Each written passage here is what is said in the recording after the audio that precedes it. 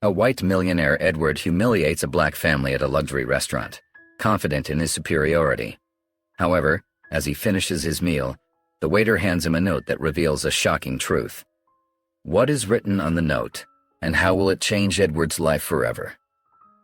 Before we get into the story, comment below where in the world you are watching from today, and if you like this story, don't forget to subscribe. Edward Stone stepped out of his sleek black luxury car, handing the keys to the eager valet.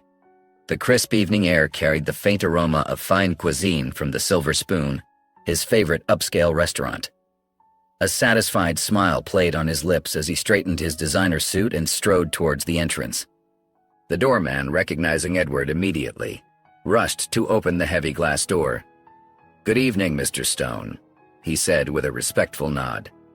Edward barely acknowledged the greeting, sweeping past into the warm, dimly lit interior. The soft classical music and gentle clink of silverware against fine china created a soothing atmosphere. He breathed in deeply, savoring the exclusivity that surrounded him. The maitre d', a tall man with graying hair, hurried over. "Mr. Stone, what a pleasure to see you this evening. Your usual table is ready, sir." "Excellent," Edward replied, his tone conveying that he expected nothing less. As he followed the maitre d' to his preferred corner table, Edward's eyes roamed the dining room. He noted with satisfaction the other well-dressed patrons, all clearly people of means like himself. This was his world, where wealth and status reigned supreme. Settling into his seat, Edward accepted the menu with a curt nod. "The usual champagne to start, James," he instructed the hovering waiter. "Right away, Mr. Stone," James replied, scurrying off to fulfill the request. Edward leaned back, a smug smile on his face. Here, in the Silver Spoon, he was royalty. The staff knew his preferences, anticipated his needs, and treated him with the reverence he believed he deserved. It was a stark contrast to the outside world, where people often failed to recognize his importance. As he perused the menu, Edward overheard snippets of conversation from nearby tables. Talk of business deals, exotic vacations, and luxury purchases filled the air. He felt a sense of belonging, surrounded by those who understood the value of money and power. James returned with a chilled bottle of champagne, presenting it for Edward's approval before pouring a glass. The bubbles fizzed gently, catching the soft light from the crystal chandelier overhead. Edward settled into his usual table, the soft leather chair molding to his form. The waiter approached again, a crisp white napkin draped over his arm. "Good evening, Mr. Stone. What will you be having tonight?" Edward barely glanced at the menu. The usual filet mignon medium rare. "Excellent choice, sir," the waiter nodded, jotting down the order. As the waiter retreated, Edward's attention was drawn to the restaurant's entrance. A well-dressed black family had just walked in. The father, a tall man with a kind face, held the door for his wife and young son. Edward's brow furrowed, his lips pressing into a thin line. He watched as the maitre d' greeted the family warmly, leading them to a table not far from his own. "What are they doing here?" Edward muttered under his breath, his eyes narrowing. He couldn't help but feel that their presence somehow diminished the exclusivity of the Silver Spoon. The family settled into their seats, the little boy's eyes wide with wonder as he took in the elegant surroundings. His mother leaned in, whispering something that made him giggle. Edward's gaze lingered on them, his annoyance growing. He watched as the father, Michael Harrison, ordered for the family with ease and confidence. The way the staff treated them with respect irked Edward even more. "They can't possibly afford this place," Edward thought to himself, his fingers drumming impatiently on the table. He couldn't shake the feeling that they were out of place, that they didn't belong in his world of wealth and privilege. As Edward's meal arrived, he found himself continually distracted by the Harrison family. The sound of their quiet laughter grated on his nerves. He cut into his steak with more force than necessary, his enjoyment of the perfectly cooked meat diminished by his growing irritation. The evening wore on, and Edward couldn't help but steal glances at the family. He scrutinized their manners, their clothes, searching for any sign that would confirm his assumptions. But to his frustration, he found none. They carried themselves with grace and poise, seeming perfectly at ease in the upscale environment. As the Harrison family settled into their seats, Edward's irritation grew like a storm cloud. He couldn't tear his eyes away from them, his face twisted in a scowl. "Look at them," he muttered under his breath, loud enough for nearby diners to hear. "Acting like they belong here." A couple at the next table shifted uncomfortably, exchanging worried glances. Edward didn't notice, too focused on his perceived slight to the restaurant's atmosphere. "I bet they're using a credit card they can't afford to pay off," Edward sneered, his voice rising slightly. He stabbed at his steak, the knife scraping against the plate with an unpleasant screech. The waiter approached the Harrison table, smiling warmly. "Good evening, may I start you off with some drinks?" Michael Harrison nodded, his voice pleasant and assured. "Yes, we'll have a bottle of the house red, please." Edward scoffed loudly. "House red? Figures they'd go for the cheapest option." The tension in the room began to build. Other diners were now openly staring at Edward, their faces a mix of shock and disapproval. A woman at a nearby table leaned over to her husband, whispering, "Someone should say something, this is awful." But the Harrisons remained blissfully unaware of the storm brewing around them. Sarah helped Jacob with his napkin, tucking it neatly into his collar. The boy's eyes were wide with excitement as he took in the elegant surroundings. "Look, Mommy," Jacob whispered, pointing discreetly at the crystal chandelier above them. "It's so sparkly." Sarah smiled, running a hand through her son's hair. "It sure is, sweetie. Isn't this place magical?" Their joy was palpable, a stark contrast to the dark cloud of Edward's disdain. As the waiter returned with their wine, Edward's condescending attitude became even more apparent. "I can't believe they're letting just anyone in here now," he grumbled, loud enough for half the restaurant to hear. This used to be an exclusive establishment. The other patrons were now visibly uncomfortable, some shooting sympathetic glances at the Harrison family, others glaring at Edward. But Michael, Sarah, and Jacob remained focused on each other, their faces lit up with happiness as they perused the menu together, completely oblivious to Edward's hateful remarks. Jonathan approached Edward's table with a silver tray balanced expertly on his palm. "Your appetizer, Mr. Stone," he said, placing a delicate plate of foie gras before the millionaire. Edward barely glanced at the dish, his eyes fixed on the Harrison family. "Tell me, Jonathan," he said, his voice dripping with disdain, "how often do we get guests like that in here?" He jerked his head towards the Harrisons. Jonathan's smile faltered for a moment. "I'm not sure what you mean, sir. We welcome all guests at the Silver Spoon." "Come now," Edward pressed, his tone condescending. "You know what I'm talking about. People who clearly don't fit in with our usual clientele." The waiter shifted uncomfortably, his professional demeanor cracking slightly. "Sir, I don't think it's appropriate for me to comment on other guests." Edward snorted. "I suppose you're right, it's just surprising to see them here. I hope they can afford it without dipping into their rent money." Jonathan's face reddened. He tried to change the subject, gesturing to the plate. "How is your appetizer, Mr. Stone? Is everything to your liking?" But Edward wasn't done. He leaned in, lowering his voice to a conspiratorial whisper. "I bet they're here on some sort of charity event. That's the only way they could afford a place like this, right?" Jonathan's discomfort was palpable now.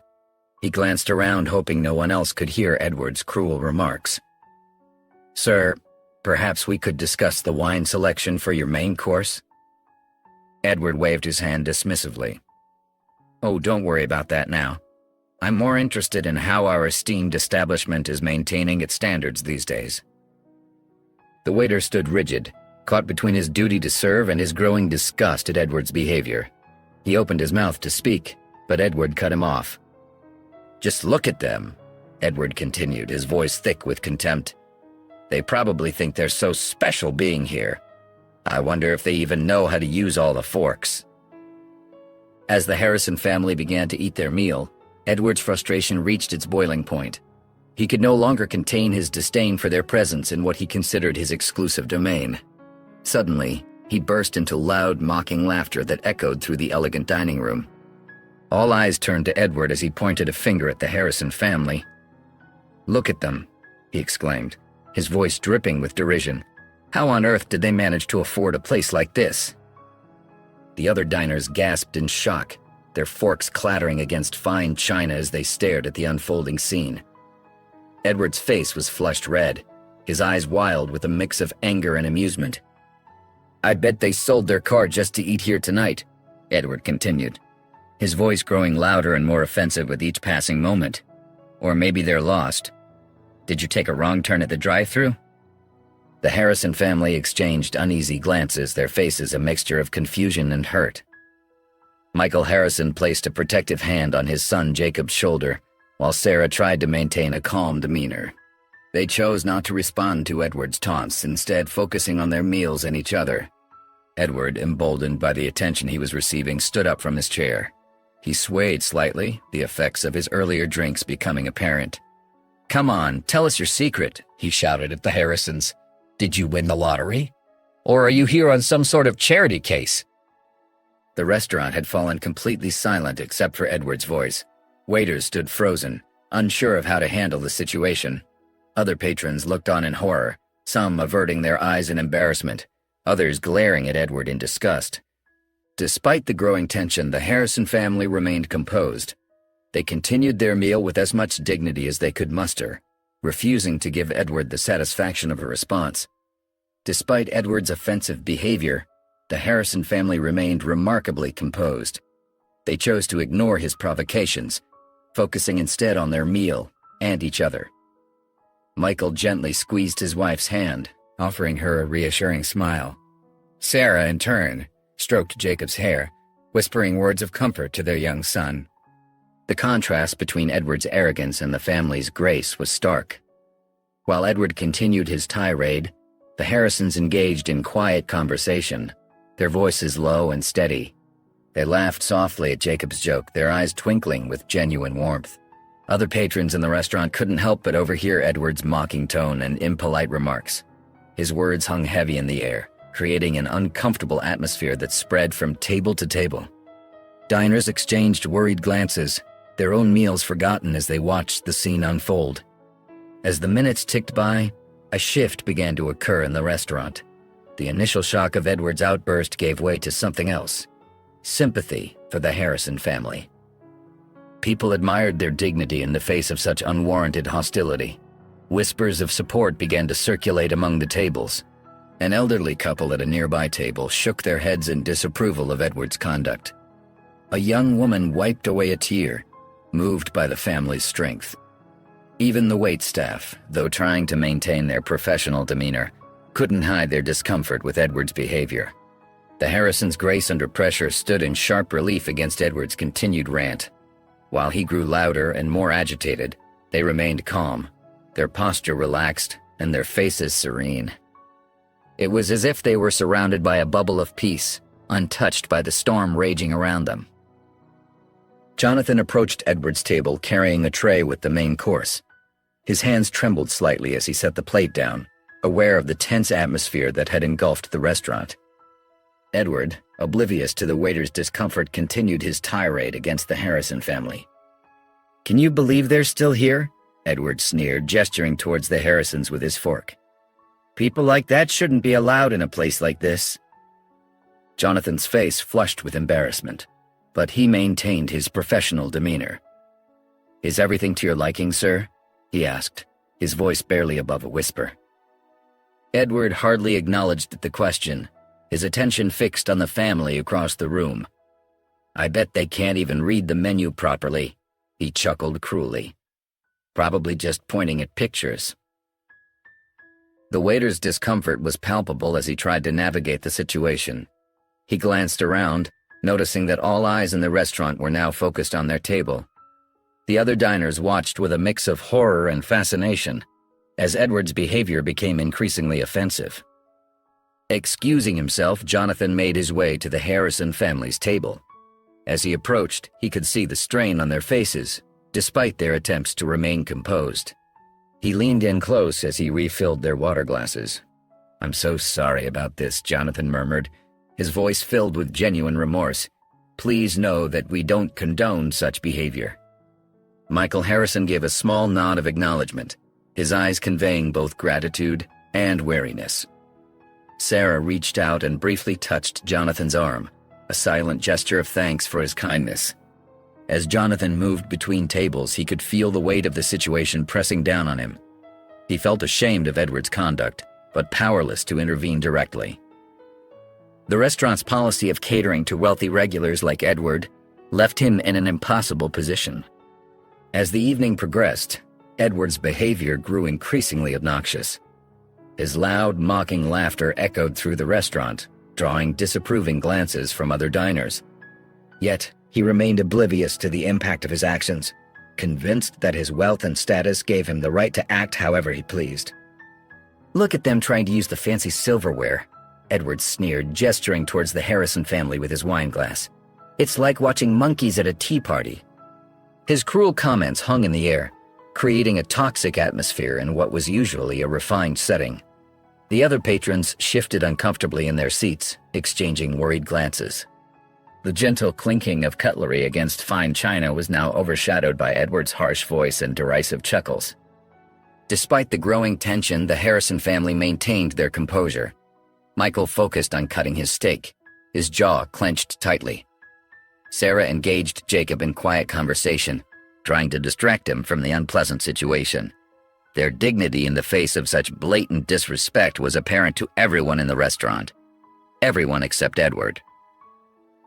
At a nearby table, an elderly couple whispered to each other, their faces etched with concern.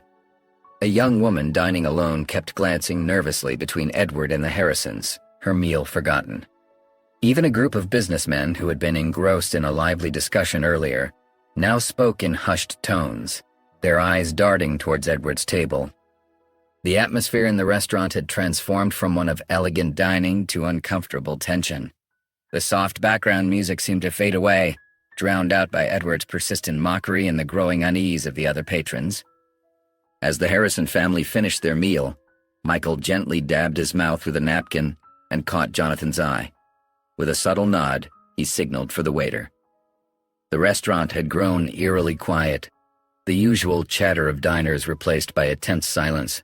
Everyone seemed to be holding their breath, waiting to see how this uncomfortable evening would conclude. Edward, still oblivious to the discomfort he had caused, continued to mutter under his breath, his eyes fixed on the Harrison family. The other patrons glanced nervously between Edward and the Harrisons, their own meals forgotten in the face of the unfolding drama. Jonathan approached the Harrison table, his steps measured and careful. As he arrived on the table, he met Michael's eyes, silently conveying his apology for the evening's events. "Thank you, Jonathan," Michael said softly, his voice steady despite the strain of the evening. "The meal was excellent." Sarah smiled warmly at Jonathan, her grace undiminished by Edward's cruel remarks.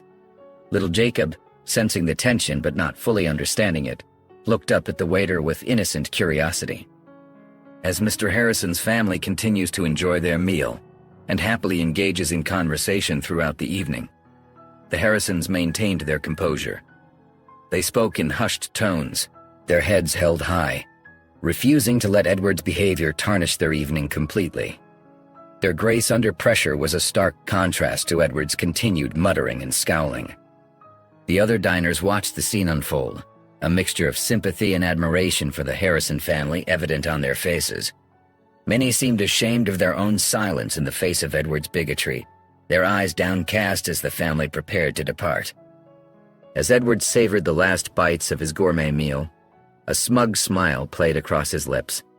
He felt satisfied, not just with the exquisite food, but with his own perceived superiority.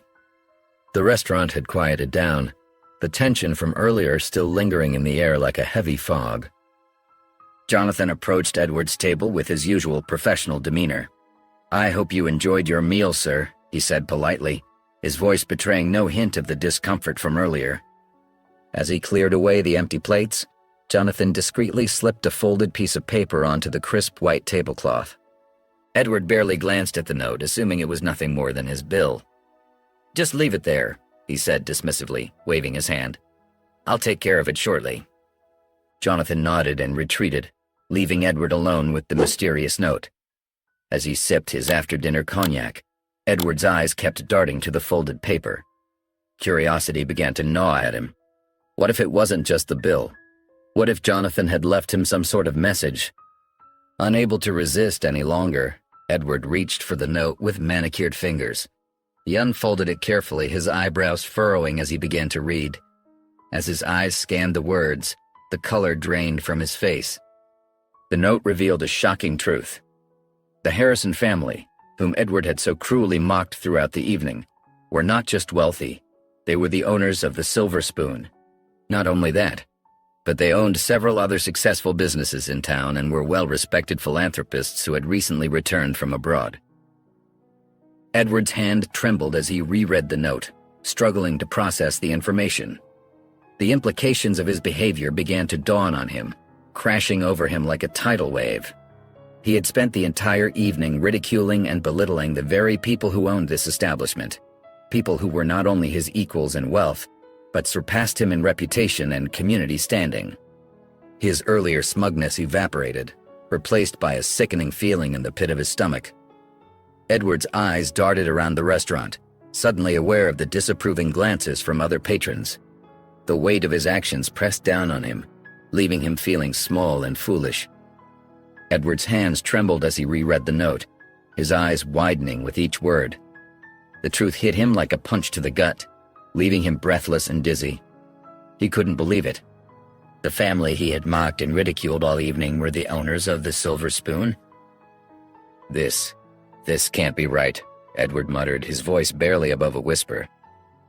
Jonathan, who had been hovering nearby, stepped closer to Edward's table. "I'm afraid it is, sir," he said softly, his tone gentle but firm. Edward looked up at the waiter, his face a mask of disbelief and growing horror. They own this place?" he asked, desperately hoping for some kind of mistake. Jonathan nodded solemnly. "Yes, sir. The Harrison family has owned the Silver Spoon for years. They're also behind several other successful businesses in town." As the reality of the situation sank in, Edward felt a wave of nausea wash over him. He remembered every snide comment, every mocking laugh, every disdainful glance he had thrown at the Harrisons. The shame that flooded through him was overwhelming. But why didn't they say anything?" Edward asked, his voice cracking. I behaved so—" "They chose not to, sir," Jonathan explained quietly. "Mr. and Mrs. Harrison preferred to enjoy a peaceful dinner with their son rather than cause a scene. They're known for their grace and dignity." Edward's face burned with embarrassment. He had made such a fool of himself. And for what? His arrogance and prejudice had blinded him completely. I don't know what to say," Edward stammered, the enormity of his mistake crushing down on him. "I've never felt so ashamed in my life." Jonathan remained silent, allowing Edward to process the gravity of his actions. The once proud millionaire now sat slumped in his chair, the weight of his regret visible in every line of his body. Edward sat frozen in his chair, his face a picture of anguish and regret. The bustling sounds of the restaurant faded into the background as he grappled with the enormity of his actions. His mind raced, replaying every cruel word and disdainful glance he had directed at the Harrison family. "What have I done?" he whispered to himself, his voice barely audible. The weight of his mistakes pressed down on him, making it hard to breathe. Edward's hands shook as he reached for his water glass, desperate to quench his suddenly parched throat. As he sipped, he caught a glimpse of his reflection in the polished silverware. The man staring back at him was a stranger, arrogant, cruel, and small-minded. For the first time in years, Edward felt truly ashamed of himself.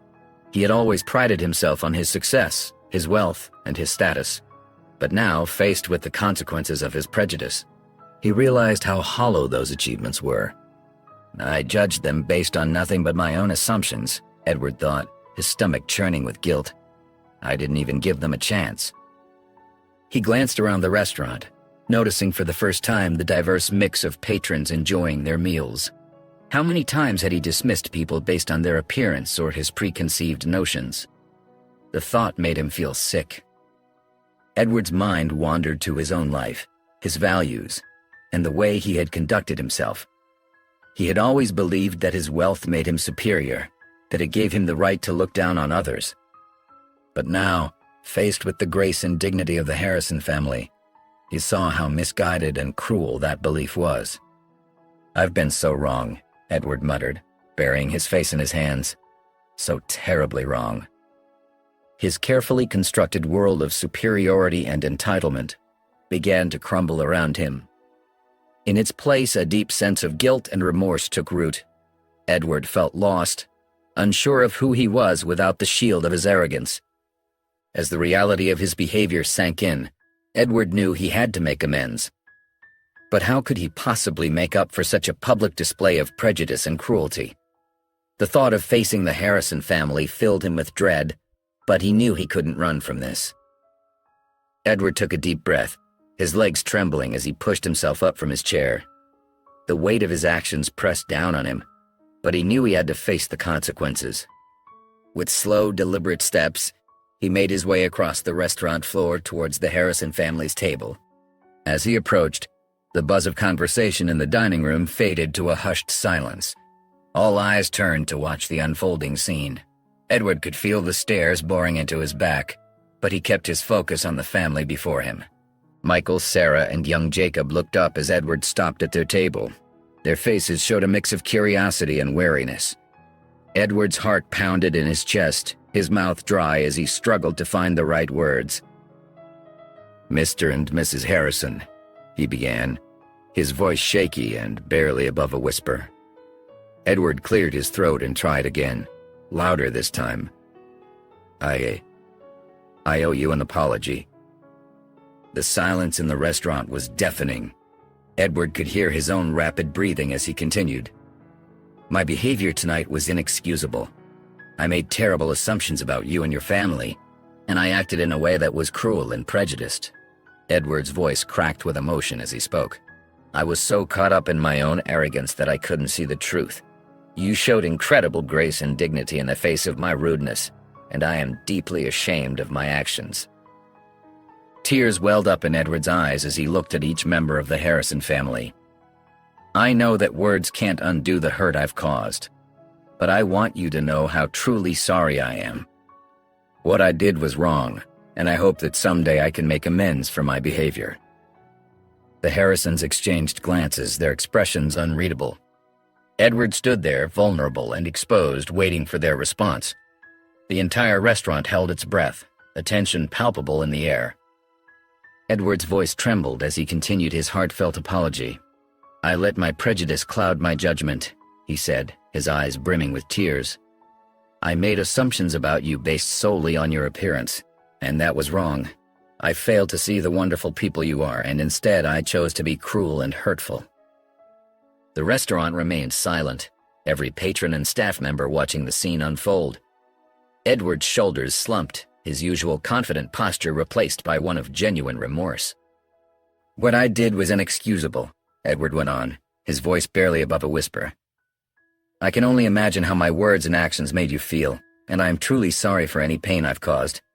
Your family showed such grace and dignity in the face of my terrible behavior. I don't deserve your forgiveness, but I hope that you can find it in your hearts to give me a chance to make things right." Michael and Sarah Harrison exchanged a glance, their expressions unreadable.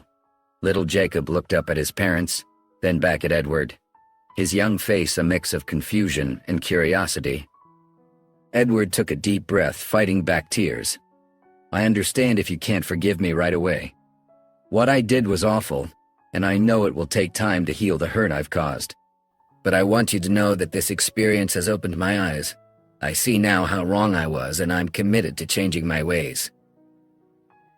The other diners watched in stunned silence as Edward, once so arrogant and superior, now stood before the Harrison family, vulnerable and filled with regret.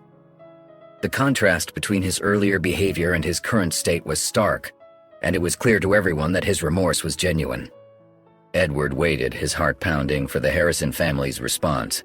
The tension in the air was palpable as everyone in the restaurant held their breath, wondering how this unexpected scene would unfold. Michael Harrison listened intently to Edward's apology, his face calm and composed. As Edward finished speaking, a hush fell over the restaurant. Everyone waited with bated breath to see how Michael would respond. After a long pause, Michael spoke, his voice steady and kind. "Mr. Stone, I appreciate your apology. It takes courage to admit when we're wrong, and I can see that you're truly sorry for your actions." Edward's shoulders sagged with relief, but Michael wasn't finished. "However," Michael continued, "I want you to understand the harm that this kind of behavior can cause. When we judge others based on their appearance or make assumptions about their worth, we create a world of hurt and division." Edward nodded, his eyes downcast as he absorbed Michael's words. "Every person, regardless of their background or how they look, deserves to be treated with respect and dignity," Mikhail explained gently. "We all have stories, struggles, and successes that aren't visible on the surface. That's why it's so important to approach others with an open heart and mind." As Michael spoke, Edward felt the weight of his words sink deep into his heart. He realized how much pain his thoughtless actions could have caused. "The lesson here," Michael said, his voice growing stronger, "is that we should never judge a book by its cover. Each person we meet is a unique individual with their own worth and value. When we make snap judgments, we not only hurt others but also miss out on the chance to learn and grow ourselves." Edward nodded again, feeling a mix of shame and gratitude. He was thankful for Michael's kindness in the face of his own cruelty. "I hope," Michael concluded, "that this experience will help you see the world and the people in it differently. We all have the power to create a more understanding and compassionate society, one interaction at a time." The restaurant remained silent as Michael's words hung in the air. Edward stood there, absorbing the powerful lesson he had just received. He felt a deep sense of regret for his past behavior, but also a glimmer of hope for the chance to become a better person. Edward listened intently to Michael's words, his heart heavy with the weight of the lesson. As Michael finished speaking, Edward felt a mix of shame and gratitude wash over him. He opened his mouth to speak, but no words came out. Michael, seeing Edward struggle, softened his expression. "Mr. Stone," he said gently, "I believe that every mistake is an opportunity for growth. That's why I'd like to extend an invitation to you." Edward's eyebrows raised in surprise. "An invitation?" he asked, his voice barely above a whisper. Michael nodded. "Yes, our family runs a foundation that focuses on helping the less fortunate and promoting equality and hard work. We're the main sponsors, but we're always looking for people who want to make a difference." Sarah, Michael's wife, chimed in with a warm smile. "We believe that by working together, we can create real change in our community." Edward stood there, stunned by their kindness. He couldn't understand why they would offer him such an opportunity after how he had behaved. Michael continued, "We think that by participating in the Foundation's work, you could learn firsthand about the value of humility and the importance of treating others with respect. It's one thing to hear about it, but it's another to experience it yourself." Edward felt a lump form in his throat. He was deeply touched by their offer, yet he felt completely unworthy of it. I don't know what to say," he stammered. "After how I've acted, I don't deserve your kindness." "That's exactly why we're offering," Sarah said softly. "Everyone deserves a chance to learn and grow. We believe that this experience could be transformative for you."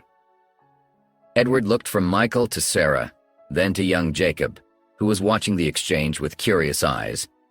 He felt overwhelmed by their generosity and the opportunity they were presenting him. I'm truly honored by your offer," Edward said, his voice thick with emotion. "But I'm not sure I'm worthy of such a chance." Michael placed a gentle hand on Edward's shoulder. "Mr. Stone, worthiness isn't about what you've done in the past. It's about what you choose to do moving forward. We're offering you a chance to be part of something bigger than yourself, to make a real difference in people's lives." Edward stood there, his eyes welling with tears.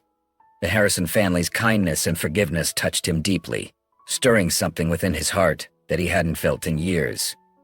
I don't know how to thank you," Edward said, his voice trembling. Your offer is more than I deserve. But if you'll have me, I'd be honored to help with your foundation." Michael smiled warmly and extended his hand. "Welcome aboard, Mr. Stone. We're glad to have you." As Edward shook Michael's hand, he felt a weight lift from his shoulders. The shame and regret he had been carrying began to transform into something new: hope and determination. Sarah spoke up, her voice gentle. "We have a meeting tomorrow afternoon at the community center. Would you like to join us?" Edward nodded eagerly. "Yes, I'd love to. Thank you." As the days passed, Edward threw himself into the foundation's work. He attended meetings, helped organize events, and even rolled up his sleeves to serve meals at the local soup kitchen. With each passing day, he felt his perspective shifting. One afternoon, as Edward helped paint a rundown community center alongside Michael, he paused and looked around. He saw people from all walks of life working together, laughing, and supporting one another. It was a far cry from the exclusive world he had once prized. "You know, Michael," Edward said, wiping sweat from his brow, "I used to think success was all about how much money you had or how important you seemed. But now I see things differently." Michael nodded, encouraging him to continue. "I realize now that true success isn't about what you have," Edward continued, his voice filled with emotion. "It's about the impact you have on others. It's about making a difference in people's lives." Michael smiled, patting Edward on the back. "That's a valuable lesson, Edward. And you're right. The most fulfilling success comes from lifting others up, not looking down on them." As Edward continued to work with the foundation, he found himself viewing the world through a new lens. He began to see the value in every person he met, regardless of their background or status. Compassion replaced competition in his heart, and he discovered a sense of fulfillment he had never known before. As Edward began his involvement with the Harrison Family Foundation, he found himself in unfamiliar territory. The plush offices and luxurious restaurants he was accustomed to were replaced by community centers and soup kitchens. At first, he felt out of place, unsure of how to interact with the people he met. One sunny morning, Edward joined Sarah Harrison at a job training program for single mothers. As he helped set up chairs for the workshop, he overheard a young woman named Lisa talking about her struggles. "It's not easy," Lisa said, her voice filled with determination. "But I'm going to make a better life for my kids, no matter what it takes." Edward was struck by her resilience. He had never had to worry about providing for his family, and Lisa's strength humbled him. Later that week, Edward volunteered at a food bank with Michael. As they sorted donations, an elderly man approached them with tears in his eyes. "Thank you," the man said, his voice quivering. "This food, it means I can eat this week." Edward felt a lump form in his throat. He had never known true hunger, and the man's gratitude for something as simple as food touched him deeply. As the days turned into weeks, Edward found himself constantly surprised by the people he met through the foundation. He saw single parents working multiple jobs to support their children, immigrants learning English to build better lives, and teenagers tutoring younger kids to break the cycle of poverty. One evening, as Edward helped serve meals at a homeless shelter, he struck up a conversation with a man named Tom. Tom had lost his job and his home due to a medical crisis, but he spoke with hope about rebuilding his life. "It's been tough," Tom admitted, "but I'm grateful for places like this. It reminds me that there are good people in the world willing to help." Edward nodded, feeling a mix of emotions. He realized that he had once been quick to judge people like Tom, assuming their circumstances were due to laziness or poor choices. Now he understood the complex realities that could lead to homelessness. As he drove home that night, Edward found himself reflecting on his own life. The designer suits and expensive cars that had once seemed so important now felt hollow in comparison to the richness of human spirit he had witnessed. As Edward became more involved in the foundation's work, he found himself spending more time with the Harrison family. Their kindness and wisdom began to chip away at the walls he had built around himself. One Saturday afternoon, Edward joined the Harrisons for a community cleanup event. As they picked up litter in a local park, Jacob, the Harrisons' young son, approached Edward with a curious look. "Mr. Stone," Jacob said, his eyes wide with innocence, "why do you help us now?" Edward paused, caught off guard by the child's directness. He knelt down to Jacob's level, feeling a lump in his throat. "Well, Jacob," he began, his voice soft, "I learned that I was wrong about a lot of things. Your family showed me that true happiness comes from helping others, not just having money." Sarah overheard the conversation and smiled warmly at Edward. "That's a beautiful way to put it, Edward," she said. "We're glad you're here with us." As the weeks passed, Edward found himself looking forward to the time he spent with the Harrisons. They invited him to family dinners, where laughter and meaningful conversations filled the air. It was a stark contrast to the lonely meals he used to have in fancy restaurants. During one such dinner, Michael shared stories about the Foundation's early days and the challenges they faced. Edward listened intently, amazed by the family's perseverance and dedication. "You know, Edward," Michael said, his eyes twinkling, "when we first started, many people doubted us. They said we couldn't make a difference, but we knew that even small acts of kindness could change lives." Edward nodded, feeling a surge of admiration for the Harrisons. "I'm beginning to understand that now," he replied. "You've shown me what real success looks like." As Edward continued to work alongside the Harrisons, he felt a transformation taking place within himself. The arrogance that had once defined him was slowly being replaced by humility and compassion. He found joy in simple acts of kindness and felt a sense of fulfillment he had never experienced before. One day, as they were leaving a fundraising event for the foundation, Sarah turned to Edward with a warm smile. "You've come a long way, Edward," she said. "We're proud of the person you're becoming."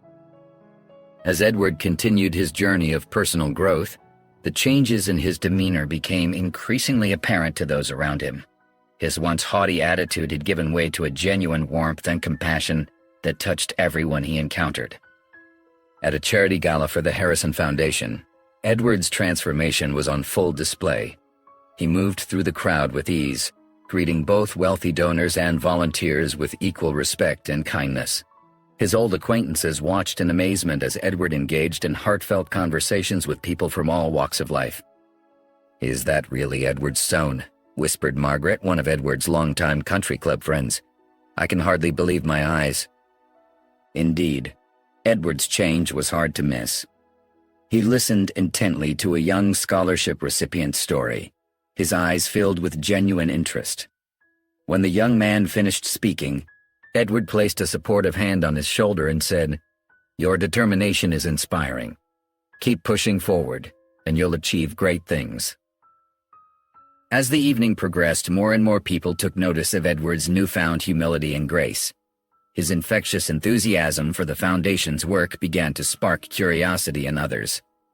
"Edward," called out Richard, a fellow businessman, "I must say you seem different. What's gotten into you?" Edward smiled warmly. "I've learned that true fulfillment comes from helping others, Richard. The Harrisons have shown me that wealth isn't just about money. It's about the richness of human connections and the impact we can have on people's lives." Richard nodded thoughtfully, clearly affected by Edward's words. "You know, I've been thinking about getting more involved in charity work myself. Perhaps you could tell me more about the foundation?" As Edward eagerly shared details about the Harrison Foundation's projects, a small crowd gathered around them. His passion was palpable, and soon others were expressing interest in volunteering or donating. By the end of the night, Edward had inspired several of his old acquaintances to commit to supporting the foundation. His transformation had not only changed him, but was now rippling outward, touching the lives of others in his social circle. Edward's involvement with the Harrison Foundation continued to deepen with each passing day.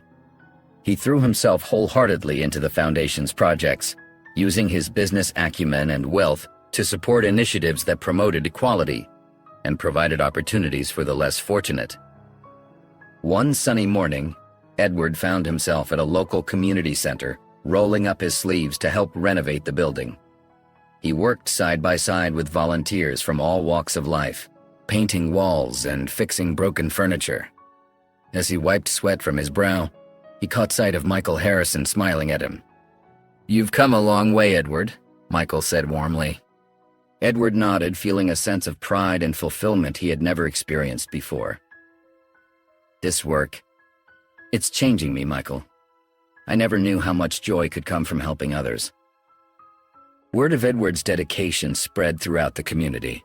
His transformation from a self-centered millionaire to a passionate philanthropist became a topic of conversation at social gatherings and business meetings alike.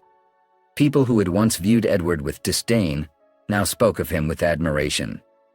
Edward's influence began to attract more donors and volunteers to the foundation. He used his connections in the business world to secure funding for new projects, including a scholarship program for underprivileged students and a job training center for the homeless. At a foundation board meeting, Edward proposed an ambitious plan to expand their reach. "We have the resources and the passion to make a real difference," he said, his eyes shining with enthusiasm. "Let's think bigger. We could open similar centers in neighboring cities, maybe even start a nationwide movement." The board members, including the Harrisons, listened intently as Edward outlined his vision. His dedication was infectious, and soon the room was buzzing with excitement about the possibilities. As the foundation's work grew in scope and impact, Edward found himself busier than ever. But unlike his previous life of pursuing wealth and status, this work filled him with a sense of purpose and joy. He spent his days meeting with community leaders, coordinating volunteers, and personally overseeing projects. One afternoon, as Edward was leaving a newly opened youth center funded by the foundation, a young girl approached him. "Mr. Stone," she said shyly, "thank you for helping us. This place means so much to me and my friends." Edward knelt down to her level, his heart full of emotion. "You're very welcome," he said softly. "But remember, it's not just me. It's all of us working together that makes this possible." As Edward continued his work with the Harrison Foundation, he found himself reflecting more and more on the life he once led. Sitting in his office one evening, surrounded by project plans and thank you letters from those the foundation had helped, he couldn't help but shake his head at the memory of his former self. He picked up a framed photo on his desk, taken at the grand opening of the foundation's newest community center. In it, he stood alongside the Harrison family and a group of beaming volunteers. Edward's smile in the picture was genuine, a stark contrast to the forced, arrogant smirk he used to wear in his old corporate headshots. "What a fool I was," Edward muttered to himself, tracing the edges of the frame with his fingers. He realized now how shallow and misguided his previous beliefs about wealth and status had been. The designer suits, the exclusive memberships, the lavish parties, none of it had brought him true happiness or fulfillment. As he organized the papers on his desk, Edward's mind wandered to the people he had met through the foundation's work. He thought of Maria, a single mother who had found stable employment through their job training program, and of Marcus, a bright young student who was now attending college on one of their scholarships. These stories of hard work and perseverance touched Edward deeply. He began to truly appreciate the value of humility and gratitude in a way he never had before. The joy on Maria's face when she received her first paycheck, the tears in Marcus's eyes when he got his acceptance letter. These moments were worth more than any luxury Edward had ever indulged in. Edward leaned back in his chair, a sense of peace washing over him.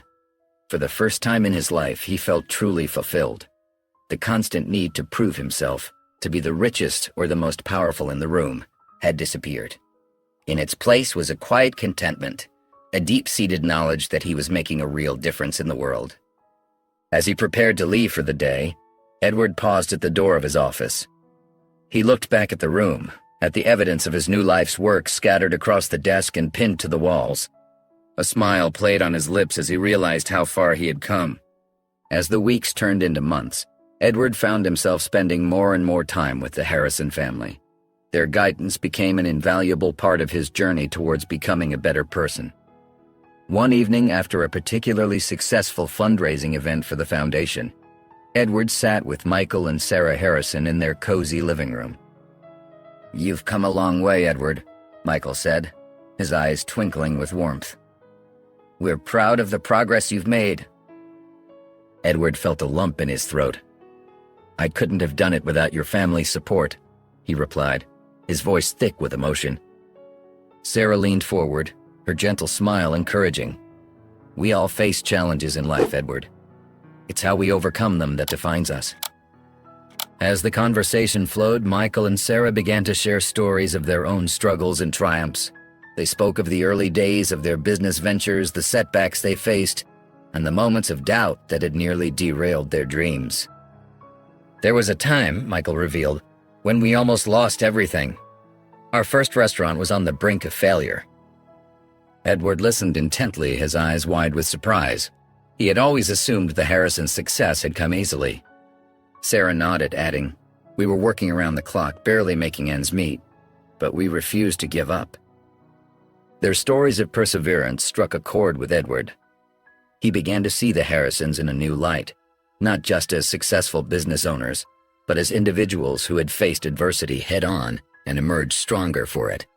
As the evening wore on, the conversation shifted to the Foundation's work. Edward found himself deeply moved by the Harrisons' passion for helping others. Their commitment to making a difference in people's lives was unwavering, and it inspired Edward to push himself even further in his own efforts. "You know, Edward," Michael said thoughtfully, "true success isn't measured by the size of your bank account. It's about the lives you touch and the positive change you bring to the world." These words resonated deeply with Edward. He realized that his growing bond with the Harrison family was changing him in profound ways. Their influence was helping him develop a more compassionate worldview, one that extended far beyond the narrow confines of his former life. Edward's transformation was put to the test one sunny afternoon at a local country club.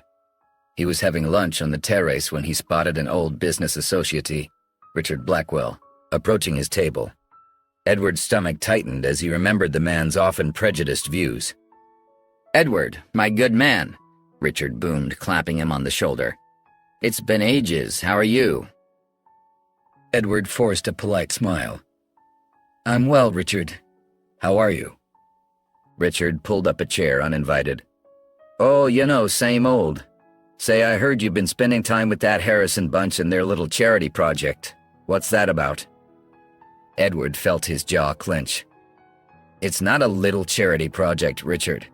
It's a foundation that does important work for our community." Richard scoffed, waving his hand dismissively. "Come on, Edward, you can't be serious. Those people don't need handouts. They just need to work harder." Edward's face flushed with anger. He took a deep breath, remembering all he had learned from the Harrisons. "That's not true, Richard. The foundation helps people who are already working incredibly hard but face systemic barriers." "Systemic barriers?" Richard laughed mockingly. "That's just liberal nonsense. You're not buying into that, are you?" Edward stood up, his voice firm. "I'm not buying into anything, Richard. I've seen the reality with my own eyes. The Foundation's work is vital, and the people it serves are deserving of our support and respect."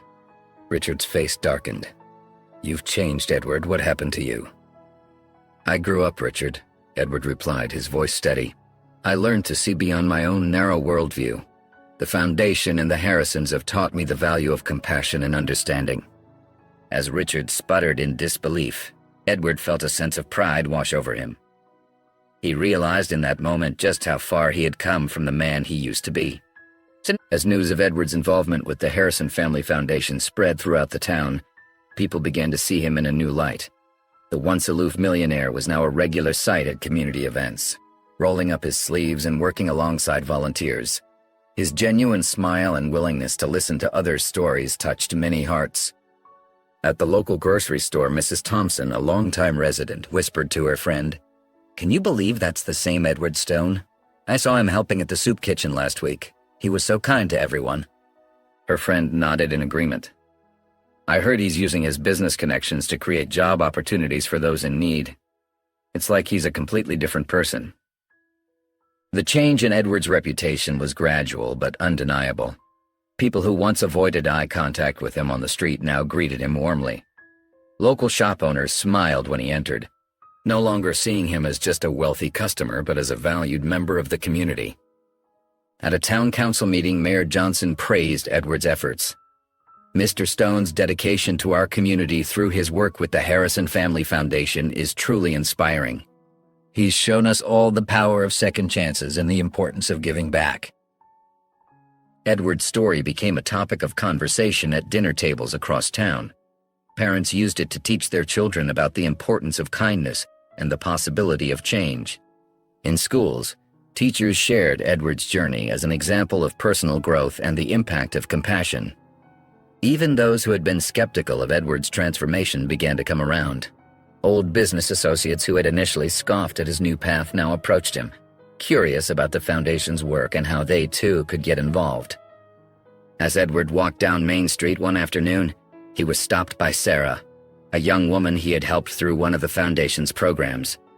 With tears in her eyes, she said, "Mr. Stone, I just wanted to thank you. Your support changed my life. You're proof that it's never too late to become a better person." Edward's story of redemption resonated deeply within the community, inspiring others to reflect on their own actions and attitudes. People began to question their prejudices and look for ways to make a positive impact in their own lives. The Harrison family and Edward gathered around a large table in the foundation's office, surrounded by colorful posters and stacks of flyers. They were deep in discussion about the upcoming fundraising event, their biggest yet. "We need to make this special," Michael Harrison said, his eyes twinkling with excitement. "Something that will really showcase what our foundation stands for." Edward nodded eagerly. "What if we held it at the community center? It's right in the heart of town, and it would show our commitment to the people we're helping." Sarah Harrison smiled warmly at Edward. "That's a wonderful idea, Edward. It's perfect for bringing everyone together." As the weeks passed, Edward threw himself into the preparations. He spent long hours making phone calls, reaching out to local businesses for support, and coordinating with volunteers. His dedication was evident to everyone involved. The day of the event arrived, and the community center buzzed with activity. Colorful banners hung from the walls and tables lined the room, each showcasing a different program the foundation supported. Edward stood at the entrance, greeting guests with a warm smile and a firm handshake. Many were surprised to see the former aloof millionaire so engaged and passionate about the cause. "Edward, I hardly recognized you," exclaimed Mrs. Johnson, a longtime resident. "You seem so different." Edward's eyes crinkled as he smiled. "I feel different, Mrs. Johnson. This foundation has changed my life in ways I never expected." As the evening progressed, Edward took to the stage to address the crowd. His voice trembled slightly with emotion as he spoke about the foundation's work and the impact it had on his own life. "Before I met the Harrisons, I thought success was measured by the size of your bank account," he admitted. "But now I know true success comes from the lives you touch and the good you do for others." The audience listened intently, many nodding in agreement. When Edward finished his speech, the room erupted in applause. People approached him afterward, praising his sincerity and dedication. As the night drew to a close, it was clear the event had been a resounding success. The foundation had raised more money than they had ever hoped for, ensuring they could expand their programs and help even more people in need.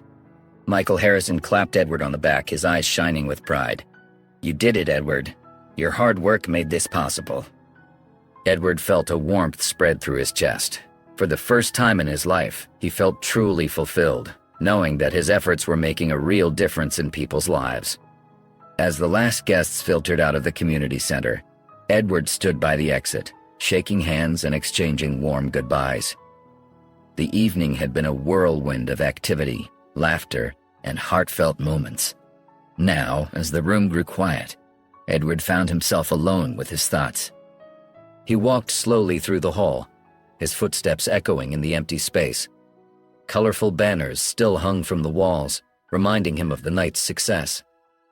Edward paused by a display showcasing photos of the foundation's work, smiling faces of children in new schools, elderly folks receiving care, and families moving into their first homes.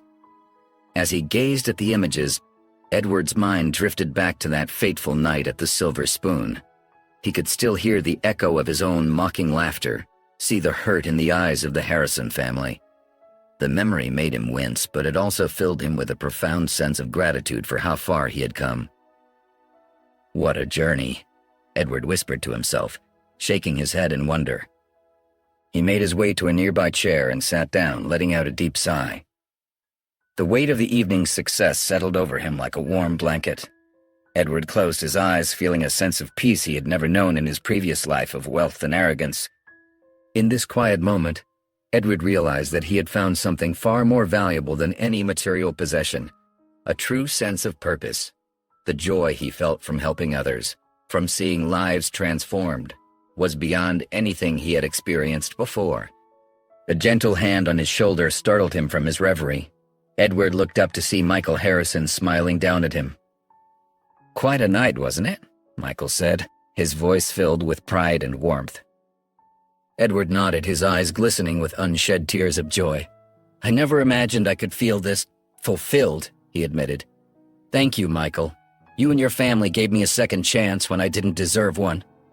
Michael squeezed Edward's shoulder. "You've more than earned it, my friend. The man you've become is someone to be admired." As they stood together, looking out over the remnants of the successful event, Edward felt a deep sense of belonging. He was no longer the outsider, the arrogant millionaire looking down on others. He was part of something bigger, something meaningful. Edward turned to face Michael, his eyes brimming with emotion. "Michael, I can't thank you enough for giving me this chance," he said, his voice thick with gratitude. "You and your family showed me kindness when I least deserved it. You've changed my life in ways I never thought possible." Michael smiled warmly, placing a hand on Edward's shoulder. "Edward, the change came from within you. We merely opened a door. You chose to walk through it." Edward shook his head, overwhelmed by Michael's humility. "But you saw something in me that I couldn't see in myself. You believed in me when I was at my worst." "That's what this foundation is all about," Michael replied. "Seeing the potential in people and giving them the opportunity to grow. And you, my friend, have grown in ways that make us all proud." Edward's eyes widened. "Really? You're proud of me?" Michael nodded, his expression serious. "More than you know. The impact you've had on this community is immeasurable. You've inspired others to give back, to look beyond themselves. That's a powerful thing, Edward." Edward felt a lump form in his throat. He had never expected to hear such words, especially from a man he had once treated so poorly. "I never knew life could be this fulfilling," he admitted. "The lessons I've learned from you and your family, they've changed everything for me." Michael's eyes crinkled with understanding. "That's the beauty of compassion and forgiveness, Edward. They have the power to transform lives, not just the lives of those we help, but our own as well." The two men stood in comfortable silence for a moment, both reflecting on the journey that had brought them to this point. Edward felt a deep sense of respect and admiration for Michael, a feeling that was clearly mutual. "You know," Michael said softly, "when we first met, I never would have imagined we'd be standing here as friends. But I'm grateful for it, Edward. Truly grateful." Edward nodded, unable to speak past the emotion clogging his throat. He reached out and grasped Mikhail's hand, giving it a firm shake. In that handshake was a world of understanding, respect, and friendship, a bond forged through adversity and strengthened by shared purpose. Edward continued his work with the Harrison Foundation, pouring his heart and soul into every project. As the months passed, he found himself reflecting on the incredible journey that had brought him to this point. The man he once was seemed like a distant memory, replaced by someone who valued equality, humility, and compassion above all else. The Harrison family watched with pride as Edward's dedication to the cause never wavered.